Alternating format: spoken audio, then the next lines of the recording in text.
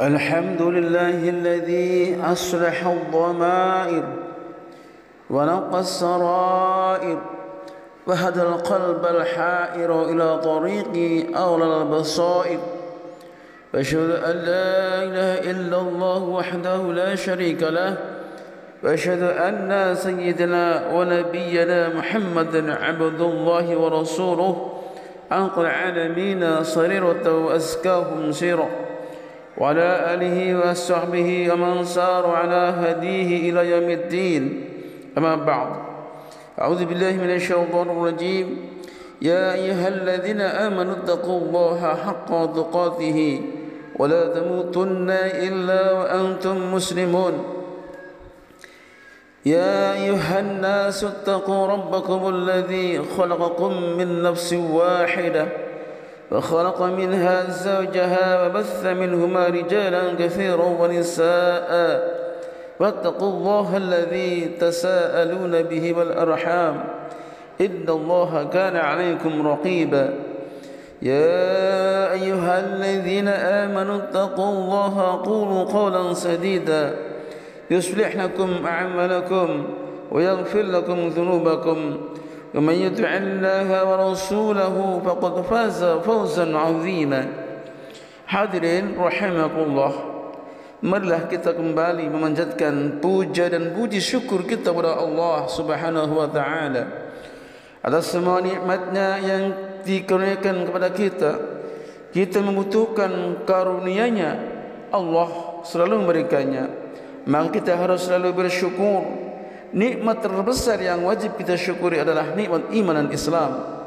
Rasulullah sallallahu alaihi wasallam mengabarkan kepada kita bahwa Islam dan iman merupakan modal utama seorang untuk masuk surga.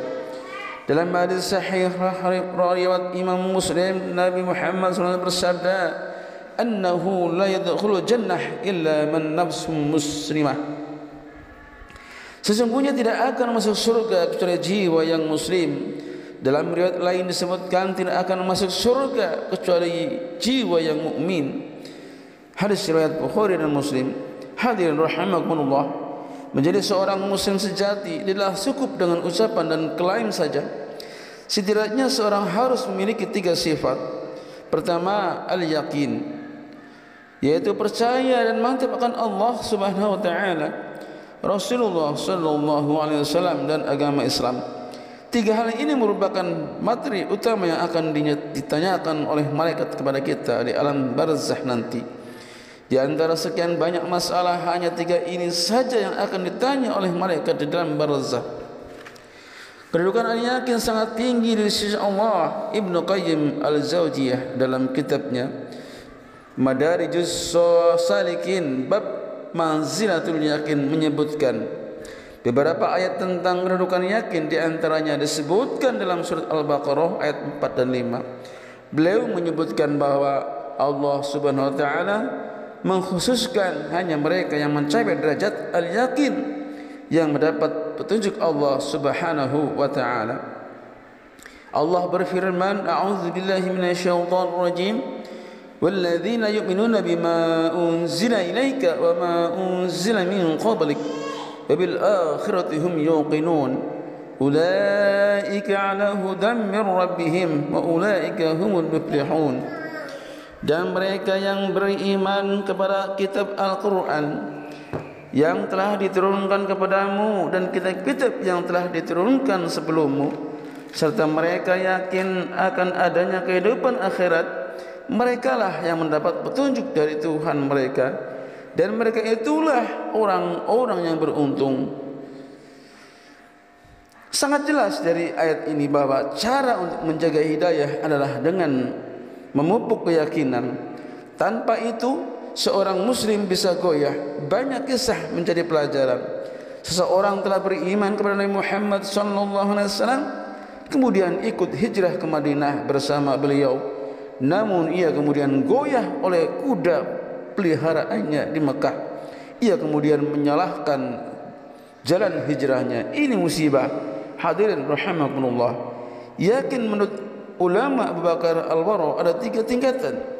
Yaitu pertama, al-yaqin al-akhbar, yakin meyakini seluruh berita informasi yang Allah sampaikan kepada Nabi Muhammad dan risalah yang beliau bawa, mencakup informasi yang terdapat dalam Al-Quran maupun hadis Rasulullah sallallahu alaihi wasallam terkait perkara yang sudah berlalu maupun terkait dengan hal-hal yang belum terjadi.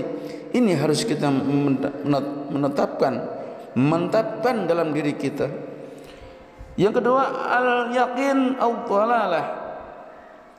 Al-yaqin al-dalalah, yakin yakni percaya kepada setiap bukti dan dalil yang membenarkan berita-berita tersebut.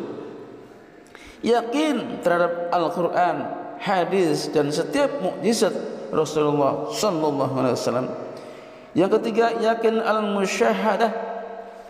Ini merupakan tingkatan yakin paling tinggi. Hanya tingkatan para wali Allah dari kalangan para sahabat dan ahli ibadah yang mencapai level ini.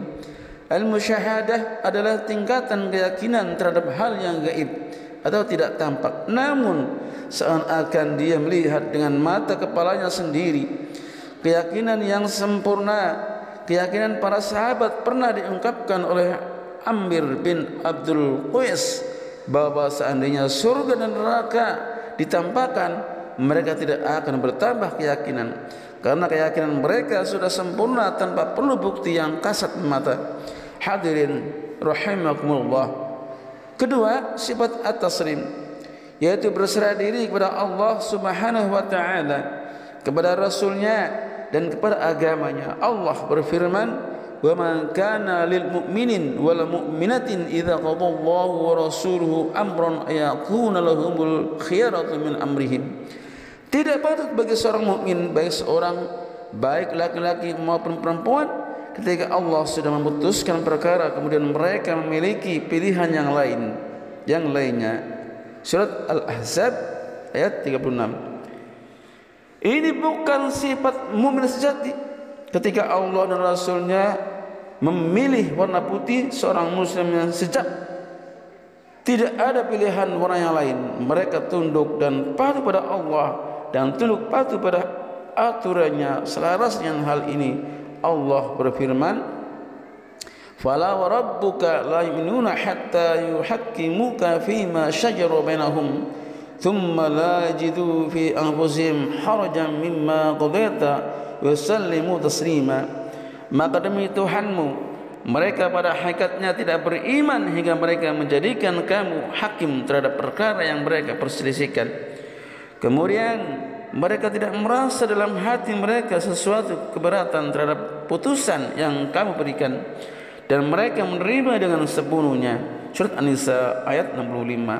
Hadirin rahimahullah, sifat muslim yang ketiga, at-tadariyah, at-tadhiyah, atau rela berkorban, yakni rela berkorban di jalan Allah, karena sesungguhnya iman itu menuntut cinta dan cinta itu menuntut pengorbanan. Tidak ada iman kecuali didasari cinta, dan tidak ada cinta kecuali dia harus ada pengorbanan. Imannya Nabi Nuh, cintanya Nabi Nuh menjadikan Nabi Nuh mampu mewakafkan jiwa dan raganya, mewakafkan nafas, dan umurnya selama 950 tahun. Di sini Allah dalam suatu ayat Allah mengabarkan ungkapan Nabi Nuh.